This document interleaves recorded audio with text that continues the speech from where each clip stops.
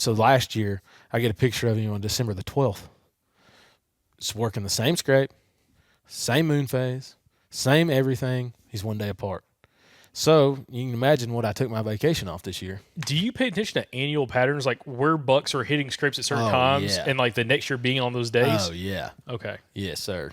Absolutely. How's that work for you? Oh, it's 100%. I wouldn't say 100%, but, dude, it's close. Like, it's really, really close. So, example, say, I'm just going to throw some dates out there. It might not be correct, but I'm just saying, like, November, like, 12th through the 15th, you had, a couple different mature bucks or the same buck hitting the scrape during daylight. I can take it back to a day. I haven't shown you this picture yet of this buck, but I can take it to a 2 day span. So, in 2 years, I have this big mainframe 8 that's got splits. And he's probably 20 inches wide. Big hammer. I mean, I actually saw the deer 2 years ago. It was our third bow season, and he was 45 yards and had a recurve in my hand. And he was in a laurel thicket, and I don't think I could have shot him even with a compound because he was real, real thick. But I saw him on the hoof. Like, I had him in bow range. Like, I had a compound. I might have slipped one in there, but he was still pretty thick. But anyways, that deer showed up the first year I ever got a picture of that deer, and no clue where he came from. He showed up as a 3-year-old. He's got big palmated main beams.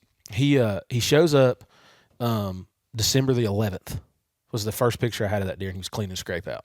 Now, I've had a camera on this scrape for months, and I had a really, really good 7-point. And I know you guys like hunting southern deer. Big 6-points do it for me, man. And that's what he was. He was a big mainframe 6-point, and he had like this one little like tine. I'm like, I don't care. Like, he's a mainframe 6-point with a little, them big wide, dirty. They just do it for me. And I've actually got a skull mount on one laying in the floor in here in the bedroom. But anyways, they do it for me, and I was hunting that deer because he was a 4 or 5 year old deer. Well, I don't have any cell service in there. I go in there and check that camera, pull the card on it, and this dude's standing in that scrape in broad daylight. I'm like, oh, where did this deer come from? So that was December the 11th. Well, it turns around, that was year before last. So I hunt that third bow season. That's why my wife was pregnant. And so I was hunting as hard as I could hunt because I didn't have a little kid yet. So I was just hunting. Just like thinking in my brain, like, this is the last year I've got to hunt. And so I'm just hammering it. I'm like, I take a whole week off. I sit in there like daylight to dark, like 7 days in a row. And I actually saw him twice. I saw him once in bow range, and once he was like 85 yards. Okay, so this information. I know kind of where that deer's bedded at. This year, not for positive. I know which ridge work he's working down. He's kind of working off a turkey foot. So there was 3 different directions he could kind of go. So take it to the next year. So I move another step in. I find the scrape that he's working. I find like the next year. So last year I get a picture of him on December the 12th. It's working the same scrape, same moon phase, same everything. He's 1 day apart. So you can imagine what I took my vacation off this year.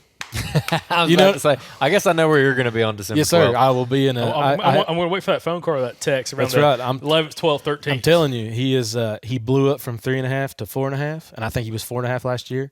Doesn't mean I wouldn't have killed him. I'd have killed him at 3.5. He's got palmated main beams. He's a mainframe 8-point. I'd have killed him every day at 3 and old. And some people may crap on that, but I don't care. You don't hunt where I hunt.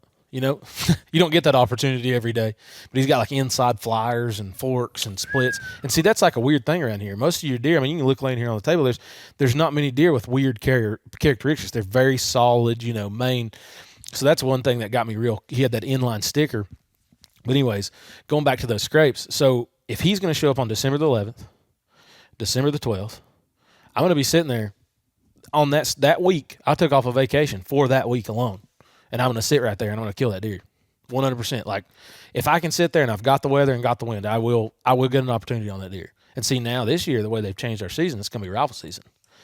Yeah. See, the years prior had been bow season. Yeah. It's going down. And I hate to be that, like I love to bow hunt, and I do. And I hunt with a stick bow. People look at me weird when I hunt with a stick bow, but I will rifle hunt. I don't care if it was grenade launcher season, son. I would hunt with a grenade launcher. You know what I mean? It doesn't bother me any. But people look at you weird like, oh, you stick bow hunt, but you hunt with a rifle? You saying right? Heck yeah. Yeah, I enjoy the whole the shooting the stick bow thing, but I still like to watch them kick, son. You know what I mean? Tap a trigger and that gets me going.